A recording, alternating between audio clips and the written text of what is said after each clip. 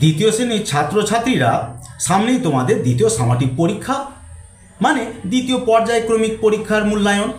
তো আমি এর আগে প্রশ্নগুলো আমি আরও দুটো দিয়ে দিয়েছি। আজকের আলোচনার বিষয় সমস্যা সমাধানে সক্ষমতা। এর আগে দুটো ভিডিও দেখেছি, তোমরা যদি আগ্রহী হও তাহলে অবশ্যই তোমরা দেখে নেবে। উপকার অন্যদের হয়েছে, তোমাদেরও হবে, এটুকু আমি বলতে পারি। তো আজকে আমরা আলোচনা করছি সমস্যা সমাধানে সক্ষমতা। এখানেতে যথারীতি আমরা যেমন নাম লেখা সেট নামগুলো আমরা লিখব পরীক্ষার সময়েতে। তো আমাদের আলোচনা করে দেখা যাক।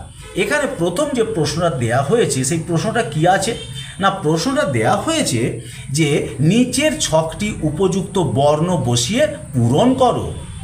এখানেতে ছকে কি দিয়েছে, একটু ধরিয়ে দিয়েছে, এর ক্লু দিয়েছে, পাশাপাশি মাথা বোঝাবে। এখানে তিনটে ঘর আছে, ম দিয়েছে এবং শেষে 3 নম্বর ঘরে ক দিয়েছে। আমরা এখানে বসাচ্ছি ম দন্তস্বয়ে ত ক, মস্তক, মস্তক মানে মাথা। এবার উপর নিচেতে যে ক্লু দিয়েছে সেটার ক্লুটা কি, গোছা হবে, তিনটে মাত্র ঘর আছে। আবার একটা মানে হতে পারে কবিতার ভাগ, সেটা কি না স্তবক। স্তবক হচ্ছে গোছাকে বলে, আর কবিতার ভাগ্যেও বলে স্তবক। দন্তেশ্বয় ত, ব আর কয়ের সাথে মিলে গেল। তাহলে আমরা এইরকমভাবে বেশ কিছু ছক যদি আমরা প্র্যাকটিস করি তাহলে এ থেকে আমরা উপকার পাবো, কিভাবে লিখতে হয় এটা আমরা জানতে পারবো। এরপরেতে আমরা দেখি যে এরপরে যে প্রশ্নগুলো আছে সেই প্রশ্নগুলো নিয়ে আলোচনা করি। এখানেতে দেখা যাচ্ছে 2 নম্বরে কি আছে, solve the following word puzzle across.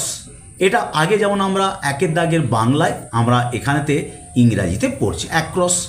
এখানেতে পাশাপাশি কি আছে দেখি, এ ক্রিকেট মেক্স, উই চিংড়ে পঙ্গপাল যাই বলি না কেন সে তৈরি করে, কি করে, একটা শব্দ তৈরি করে, তারা একটা আওয়াজ, গলার আওয়াজ। এখানে 1 2 3 4 5 5টা ঘর এখানে ফিল আপ করতে হবে। এখানে SOUND সাউন্ড। আচ্ছা, 2-এতে ডাউন, উপর নিচ। AB কালেক্ট, মৌমাছি কি সংগ্রহ করে, অবশ্যই হানি, মধু। দেখা যাক এখানে তো 5টা ঘর আছে, HONEY হানি। তো এইরকমভাবে আমাদের ছক পূরণ করতে হবে। আমাদের আস্তে আস্তে যদি এগুলোকে আমরা প্র্যাকটিস করি তাহলে কি হবে, আমরা অবশ্যই এগুলো সম্বন্ধে আমরা সুন্দরভাবে বুঝতে পারবো, আমরা জানতে পারবো। 3-এর দাগ, 3-এর দাগেতে আমরা দেখি এখানেতে বলেছে বিয়োগ ও গুণ করো। প্রথমে যেটা দেয়া আছে বিয়োগ করো। এখানেতে 41 4 10 1 41, 1 10 8 18। এই বিয়োগ অনেকে অনেক পদ্ধতিতে করে। এখানে একটা পদ্ধতি দেখিয়েছি সরকারি নিয়ম অনুযায়ী। এখানেতে আছে 1 ওপরে, তলায় 8 আছে। ওপরে ছোট সংখ্যা বিয়োগ করা যায় না, সেই জন্য আগে যে 4 আছে 4 থেকে আমরা 1 দশক কেটে নিয়েছি এবং 4টা কমে গিয়ে হয়েছে 3। তো এখানেতে আমাদের এই 10 1 11 হলো। 11 থেকে এবার কিন্তু 8 আমরা বিয়োগ করতে পারবো। বিয়োগ করে হয়েছে 3 এবং 3 থেকে 1 বিয়োগ করলে হয় 2, বিয়োগফল হয়েছে 23। এদিকে আমাদের গুণ করি 24কে 4 দিয়ে, তোমরা অবশ্যই জানো 4 4 16 6, হাতে থাকে 1, 4 2 8, 1 9। আমাদের এখানেতে উত্তর বেরিয়েছে 96। এবার আমরা 4-এর দাগে দেখি একটা অঙ্ক দিয়েছে, 12 জন লোক নদীর এপার থেকে ওপারে যাবে। 3টি নৌকা ঘাটে আছে, প্রতি নৌকায় সমান সংখ্যক লোক উঠবে। প্রতি নৌকায় কতজন লোক উঠবে? তাহলে আমাদের যদি প্রতিটা নৌকায় কজন করে লোক উঠবে বার করতে হয়, তাহলে মোট যে নৌকার সংখ্যা সেই নৌকার সংখ্যা দিয়ে আমাদের মোট যে যতজন আছে ততজনকে ভাগ করতে হবে। প্রতি নৌকায় উঠবে 12 জন, তাকে ভাগ করতে হবে 3টি নৌকা দিয়ে। আমাদের ভাগফল হয়েছে 4।